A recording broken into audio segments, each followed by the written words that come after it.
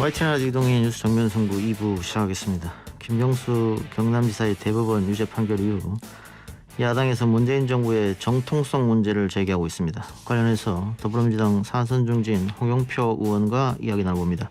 의원님 안녕하십니까? 네, 안녕하세요. 홍영표입니다. 예, 엊그제 김 지사 대법원 판결에 대해서 강한 유감을 표명하셨습니다. 네, 뭐 대법 판결을 저는 도저히 인정할 수 없습니다. 예. 그리고 뭐 김경수 도지사의 전 결백을 확신하고 예. 아무튼 지금 정말 그 어떤 범죄자의 거짓 증언, 이 번복 증언 이런 것에 기초해서 이렇게 대법에서 판결 난 것에 대해서 지금도 저는 도저히 이걸 승복할 수 없습니다. 네. 물리적 증거 없이 증언만 가지고 이런 결과가 났다 이 말씀이네요. 그렇죠. 예. 그러니까 뭐 다 아시겠지만 김경주 지사의 어떤 사실에 기초한 증언 이건 하나도 받아들여지지 않았고 오히려 지금 여러 가지 불순한 의도를 가지고 법정에서 증언을 하고 이렇게 몰아간 사람 또 이렇게 재판 과정에서 그 증언들이 사실이 아닌 것이 밝혀지기도 했고 많이 번복되고 그랬지 않습니까? 예. 그걸 왜 재판부가 이렇게 선택적으로 이렇게 판단을 해서 이런 판결을 했는지 뭐 납득할 수 없습니다. 그런데 지금 야당에서는 대통령의 사과 요구, 더 나아가서 정통성 문제까지 제기했습니다. 어떻게 보세요? 뭐 다 국민들께서 판단하실 텐데요. 당시에 이렇게 무슨 어떤 공작이라든가 뭐 이런 걸 통해서 조작을 통해서 대선판을 좌우할 수 있는 그런 상황이 아니었지 않습니까? 당시에 뭐 대선 결과도 그랬지만 문재인 당시 후보가 당선이 거의 확실시됐고 뭐 그것은 뭐 국민들께서 기억하시고 지금도 판단할 거라고 봅니다. 그렇기 때문에 지금 야당에서 그런 문제를 제기하는 것은 이제 어떻게든지 무슨 뭐 대선에 대한 흠집을 내고 또 뭐 대선 불복 얘기도 뭐 한때 나오고 그랬었는데 하여튼 뭐 그런 연장선상에서 아주 정략적인 민학 주장이다 저는 그렇게 바라보고 있습니다. 그 의원님 말씀처럼 당시 선거 결과는 뭐 누가나 다 예측 가능한 거였는데 문재인 후보가 이긴다는. 그럼에도 불구하고 김경수 지사는 왜 두리큰 같은 그 정치업자를 만났을까요? 뭐 대선하는 과정에서 뭐 저도 과거에도 뭐 대선에서 뭐 여러 가지 역할도 해봤지만 정말 수많은 사람을 만나게 되는 거죠. 뭐 그 과정 속에서 이렇게 뭐 우연한 그런 뭐 일이 벌어진 거라고 저는 보고 있습니다. 그 뭐 정치인으로서는 뭐 사람을 만나는 직업이니까 뭐 이해 가는 측면이 아니 저도 선거를 해보지만 선거 길에 가면서 악수하고 뭐 이러다가 누가 나 지지자다 하면서 얘기하면 또 길에 서서 이야기도 할 수 있고 뭐 그런 거 아닙니까?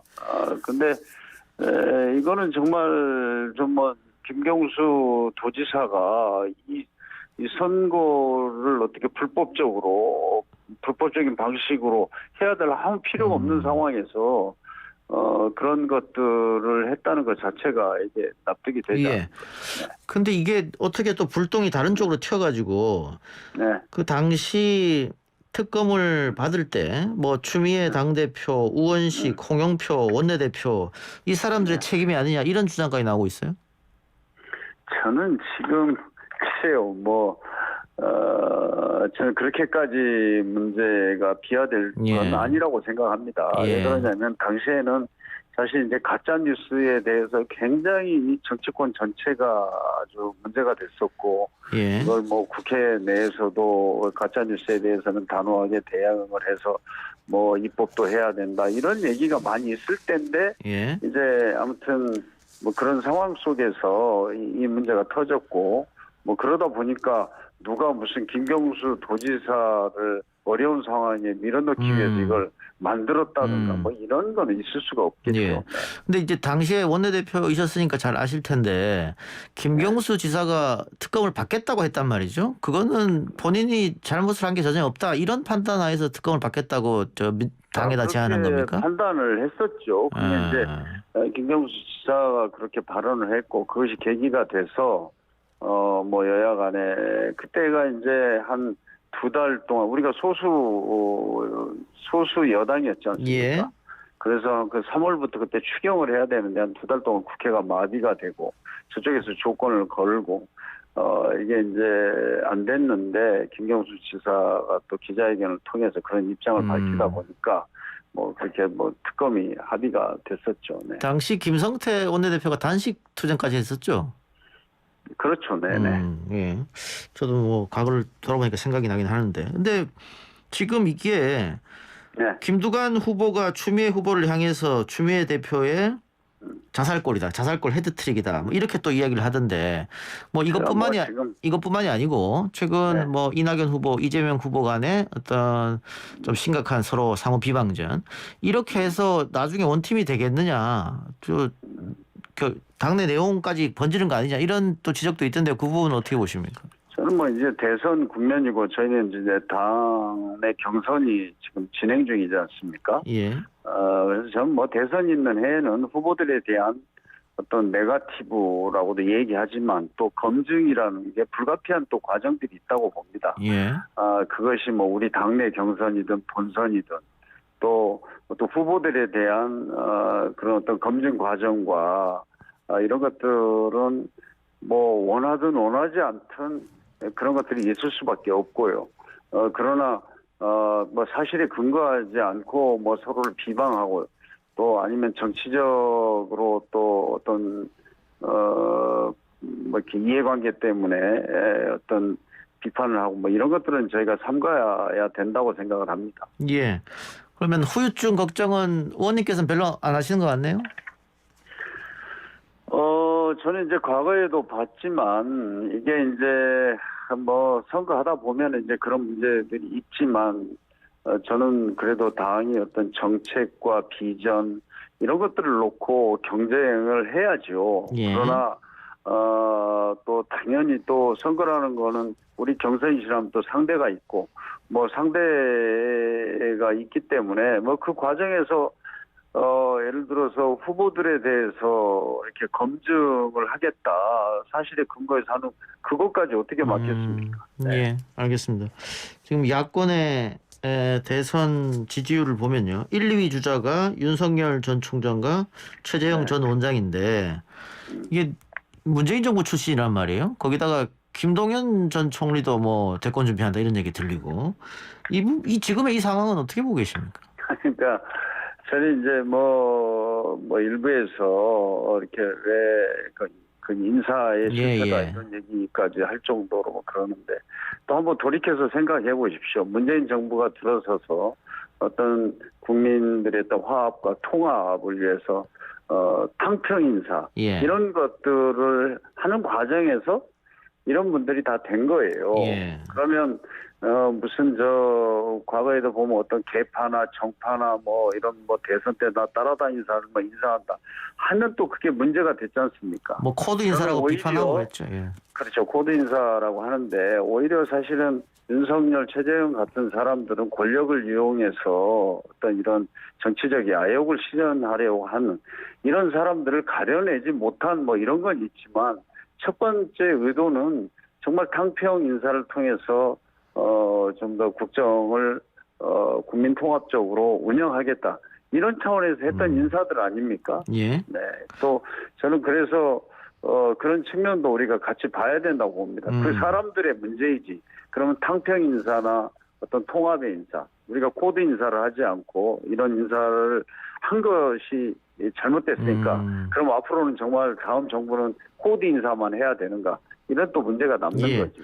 그거는 저는 윤석열이나 최재형 같은 이런 형편없는 사람들이 공직을 이용해서 정치적 야욕을 실현하려고 한 거 이것을 비판해야지. 탕평 인사를 앞으로는 하지 마라. 이런 거하고 똑같은 거 아닙니까?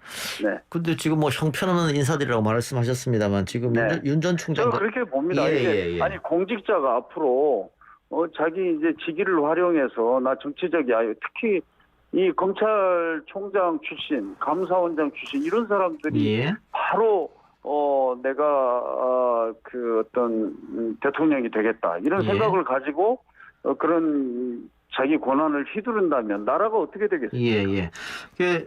앞으로 굉장히 좋지 않은 선례라고 생각합니다. 의원님 말씀처럼 임기를 다 마치지 않은 상태에서 정계에 진출했다고 하는 것은 본인들이 그동안의 어떤 수사라든가 감사가 진정성이 사실은 없다 이렇게 비판받을 부분은 분명히 있죠. 근데 지금 윤 전 총장이나 최 전 원장이 그 굉장히 문정부를 비판하고 심지어는 대통령까지도 뭐 제왕적 대통령이라는 등 뭐 인간적이라든가 정치적 도리를 다 했다. 근데 지금 이 정권이 너무 못하고 있다. 이렇게 원색적 비난도 좀 하고 있거든요. 저는 그 뭐 제왕적 대통령이라는 것은 제가 아무리 문재인 대통령의 여러 가지 국정 운영 또 뭐 이런 걸 보지만 문재인 대통령을 제왕적이라고 하는 것은 난 이거 뭐 정치적인 어떤 계산에서 하는 거지. 저는 뭐 국민의 대다수는 그걸 믿지 않는다고 봅니다. 가장 민주적이고 어떻게 보면 통합적인 국정 운영 이런 걸 위해서 노력한 대통령이다. 저는 이렇게 생각합니다. 예.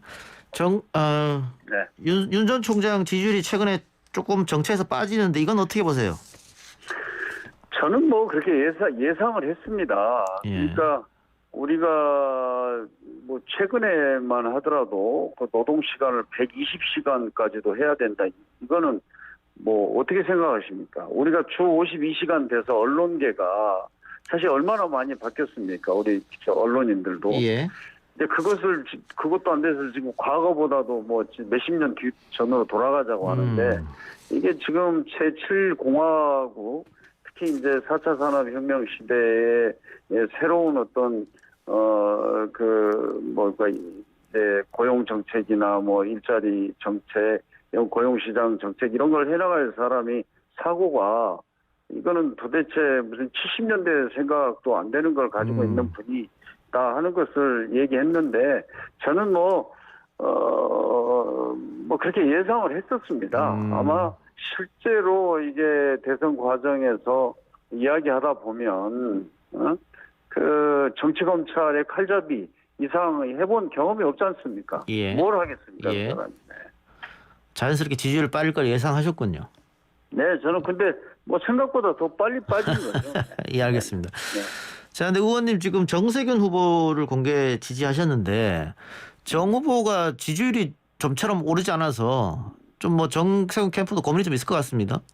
아니 저는 지금 공식적으로 누구를 이렇게 지지한 적은 없습니다. 그렇습니까? 뭐 여러 가지 행사나 이런 모임에 가서 제가 덕담을 말씀드리고 뭐 그랬는데 그렇게 뭐 이제 해석을 또 할 수도 있는데요. 뭐 제가 어떤 후보를 공개적으로 지지하겠다고 한 적은 없습니다. 뭐 언론 보도에 그렇게 나서 제가 한번 여쭤봤습니다. 여러 보도가 있었죠. 예. 알겠습니다. 의원님 오늘 인터뷰는 이쯤에서 마무리하겠습니다. 네, 감사합니다. 고맙습니다. 지금까지 더불어민주당 홍영표 의원이었습니다.